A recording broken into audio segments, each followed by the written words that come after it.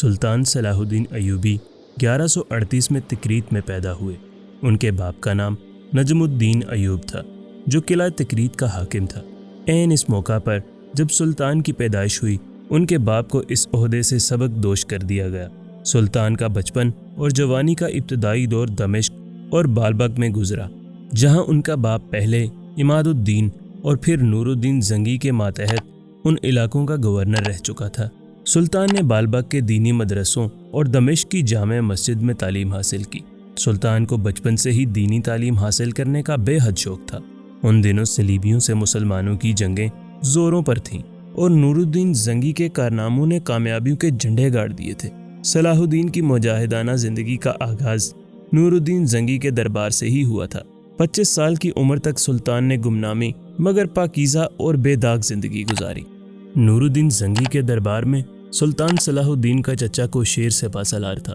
جب اسے مصر کی مہم پر بھیجا گیا تو اس نے اپنے بھتیجے کا جذبہ جہاد دیکھ کر اسے بھی مہم پر اپنے ساتھ لے لیا۔ جب سلطان نے مخالفین کو شکست دے کر مصر پر مکمل کنٹرول حاصل کر لیا تو نور الدین نے اسے خط لکھا کہ فاطمی خلیفہ کا خطبہ جاری کیا جائے، لیکن سلطان نے معذوری ظاہر کر دی۔ تھوڑے عرصے بعد آسند فاطمی کا انتقال ہو گیا۔ اس کے ساتھ ہی فاطمی خاندان سے جب کوئی بھی حکومت کا دعوے دار نہ رہا تو ان حالات میں 567 ہجری میں مصر میں ایوبی حکومت کی بنیاد پڑی۔ ادھر نور الدین زنگی کی وفات کے بعد اس کا بیٹا جانشین بنا، مگر کم عمری کی وجہ سے امراء اور وزراء میں اقتدار کے حصول کے لیے جنگ چھڑ گئی اور اس طرح عتابکی خاندان کی حکمرانی کا شیرازہ بکھر گیا اور آخرکار سلطان صلاح الدین نے عنان حکومت سنبھال لی۔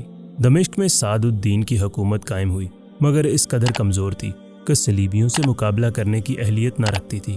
ان حالات کے پیش نظر سلطان نے اہل دمشق کی دعوت قبول کر لی اور وہ پورے علاقے کو صلیبیوں سے پاک کرنا چاہتا تھا، مگر اندرونی حالات کی خرابی اور عیسائی حکمرانوں کی مصالحت اس کے آڑے آ رہی تھی۔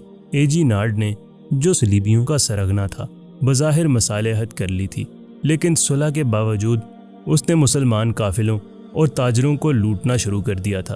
ایجی نارڈ کے قتل کے بعد یروشلم کی عیسائی حکومت کی جڑیں کٹ گئیں اور صلیبیوں نے فیصلہ کن جنگ کا اعلان کر دیا۔ تمام حکمرانوں نے اپنی فوجیں اکٹھی کر لیں۔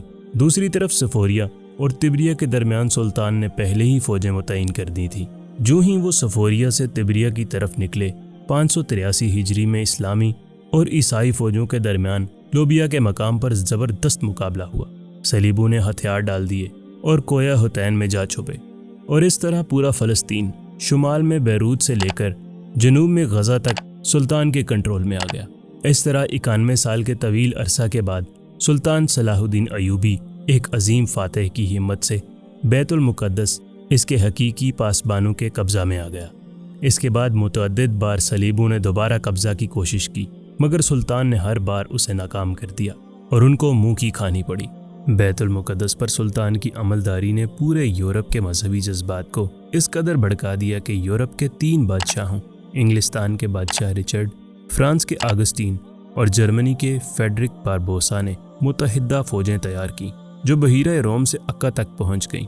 سلطان نے اسلامی ممالک کے حکمرانوں سے مدد طلب کی جو نہ مل سکی اور آخرکار اسے خود ہی مقابلہ کرنا پڑا۔ عکا اور اسکلان کے قریب 3 سال تک یہ جنگیں جاری رہیں۔ آخرکار ایک دن جرمنی کا بادشاہ فیڈرک باربوسا دریا عبور کرتے ہوئے ڈوب کر مر گیا اور اس کی فوج کے حوصلے پست ہو گئے۔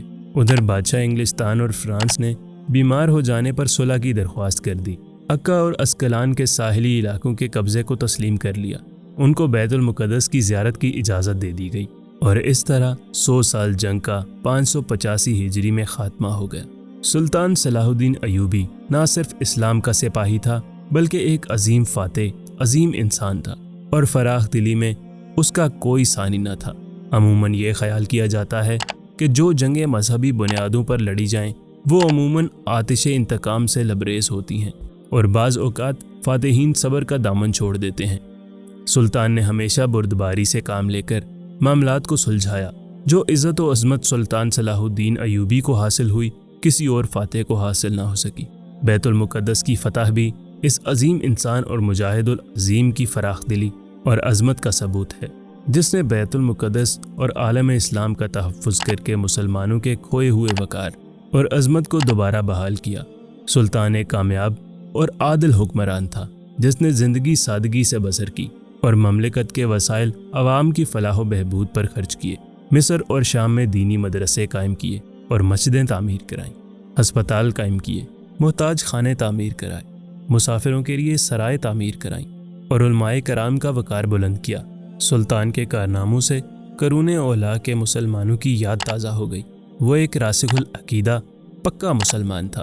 جنگی کارناموں اور سیرت کی وجہ سے سلطان صلاح الدین ایوبی کا نام مجاہدین اسلام کے طور پر ہمیشہ قائم رہے گا۔ مسلسل حالت جنگ کی وجہ سے سلطان کی صحت خراب ہو گئی اور آخر کار بخار کی وجہ سے اس نے 55 سال کی عمر میں 4 مارچ 1193 کو جان آفرین کے حوالے کر دی۔ ویڈیو دیکھنے کا شکریہ۔ لائک کرنا نہ بھولیے گا۔ چینل کو سبسکرائب نہیں کیا تو ابھی کر لیں اور گھنٹی کا بٹن ضرور دبائیں۔